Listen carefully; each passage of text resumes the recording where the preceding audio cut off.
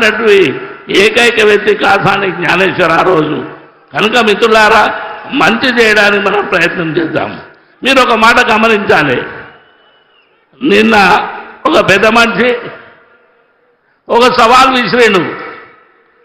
బీసీలకు సీమనెత్తురు ఉంటే, బీసీల యొక్క ధైర్యం ఉంటే కాసానిని చేవెళ్ళగడ్డ మీద గెలిపిమని. ఆయనకి ఇక్కడి నుంచే సవాల్ ఇస్తున్నా, తప్పకుండా చేవెళ్ళగడ్డ మీద కాంగ్రెస్ గెలుస్తుంది. కాసాని జ్ఞానేశ్వర్ గెలుస్తున్నాడు.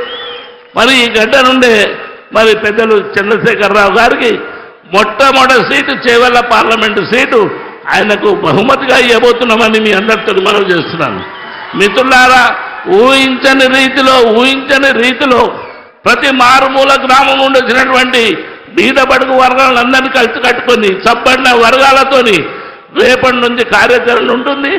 కనుక తప్పకుండా చేవెళ్ళగడ్డ మరి కేసీఆర్కు అడ్డగా మార్చి బీఆర్ఎస్ పార్టీని జెండా ఎగరేసే ప్రాంతం ఇది. తప్పకుండా మరొక్క మాట మీకు చెప్పాలి. ఇక్కడ సవితా ఇంద్రెడ్డి గారు పెద్దలు, ఎమ్మెల్యేస్ ఓడిన వాళ్ళందరూ కూడా పెద్ద ఎత్తున మీరు బాగా గమనించాలి. వాళ్ళ యొక్క ఆశీర్వాదం. నేను 1% తిరిగితే 99% రాత్రి మగదనకుండా వాళ్ళు తిరుగుతున్నారు. వాళ్ళ యొక్కది ఆశలను ఎప్పుడు అడియాసలు చేయను. నేను ఎక్కడున్నా లాయల్గా ఉన్నా వాళ్ళెంబడి కూడా లాయల్గా ఉంటారని మనవి చేస్తూ ఈ యొక్క కార్యక్రమానికి ఇచ్చేసిన మీ అందరి పేరు పేరున నమస్కారం పెట్టి సెలవు తీసుకున్నాను. Thank you. జై తెలంగాణ, జై కేసీ.